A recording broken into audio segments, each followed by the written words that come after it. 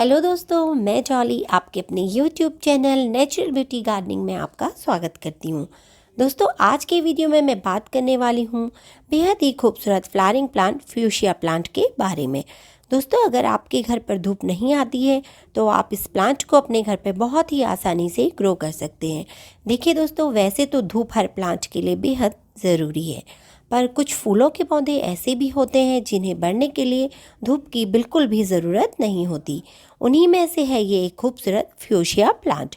दोस्तों, fuchsia plant winter season का बेहद ही खूबसूरत फ्लावरिंग प्लांट है। देखिए दोस्तों, आज मार्च की 12 तारीख है और आज जो मेरा प्लांट है उसमें इसके इतने सुंदर सुंदर खूबसूरत से फूल खिले हुए हैं। दोस्तों, इसके फूल देखने में बिल्कुल घंटीनुमा होते हैं। आप देख रहे होंगे कि ये फूल देखने में कितने खूबसूरत लग रहे हैं। दोस्तों, ये प्लांट बहुत ही इजी टू ग्रो प्लांट है। इस प्लांट को मैं नर्सरी से 20 रुपये में लाई थी। ज़्यादा टाइम पहले की बात नहीं है। मैंने अपने प्लांट शॉपिंग का एक वीडियो भी आपके साथ शेयर किया था जिसमें मैंने आपको इस प्लांट को दिखाया था। दोस्तों, अगर आपके वहाँ पर धूप नहीं आती है तो यह प्लांट आपके लिए बहुत ही अच्छा प्लांट है। इसको आप बहुत ही आसानी से अपने घर पर ग्रो कर सकते हैं। दोस्तों, ये प्लांट एक शेड लविंग प्लांट है। अक्सर आप कभी हिल स्टेशंस में गए होंगे तो आपने देखा होगा कि वहाँ पर ये प्लांट काफ़ी देखने को मिलते हैं। वहाँ पर इसकी प्लांट जो है वो काफ़ी बड़े हो जाते हैं। दोस्तों, इसको कटिंग्स से आसानी से ग्रो किया जा सकता है।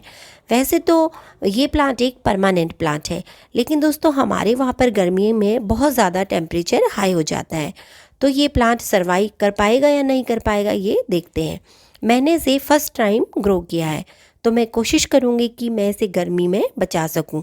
अगर ये प्लांट मेरे पास रहेगा तो मैं इसका अपडेट आपको ज़रूर दूँगी। तो चलिए दोस्तों, अब बात करते हैं इस प्लांट को लगाने के लिए मिट्टी की। दोस्तों, इसको जो मिट्टी चाहिए वो ऐसी मिट्टी होनी चाहिए जो थोड़ा नमी को होल्ड कर सके और वेल ड्रेन्ड हो। दोस्तों, इसको लगाने के लिए जो मैंने मिट्टी तैयार की थी उसमें मैंने लिया था normal garden soil, sand, cow dung compost और राइस हस्क को। आप राइस हस्क की जगह कोकोपीट का भी इस्तेमाल कर सकते हैं और कावडंग कंपोस्ट की जगह आप वर्मी कंपोस्ट ले सकते हैं। दोस्तों, इसकी मिट्टी में नमी बनी रहनी चाहिए। अगर इसकी मिट्टी सूख जाती है तो ये प्लांट मुरझाने लग जाता है। और दोस्तों, बात करें पानी की तो इस प्लांट को पानी की ज़्यादा ज़रूरत होती है। इसकी मिट्टी में सूखने से पहले ही आप इसमें पानी दे दें। बहुत ज़्यादा पानी भी ना दें, नहीं तो इसकी जड़ें गलने लग जाएंगी।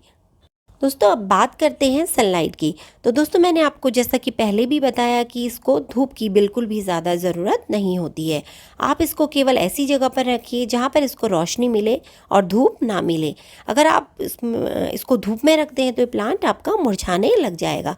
दोस्तों, गर्मी में आपको इस प्लांट को ऐसी जगह रखना चाहिए जहाँ पर छाया हो और जगह ठंडी रहती हो, तो यह प्लांट आपके घर में बहुत ही आसानी से चलेगा। तो चलिए दोस्तों, आज के लिए इतना ही। फिर मिलते हैं अपने अगले वीडियो में एक नई जानकारी के साथ। दोस्तों, आपको मेरा वीडियो कैसा लगा मुझे कमेंट्स करके ज़रूर बताइएगा।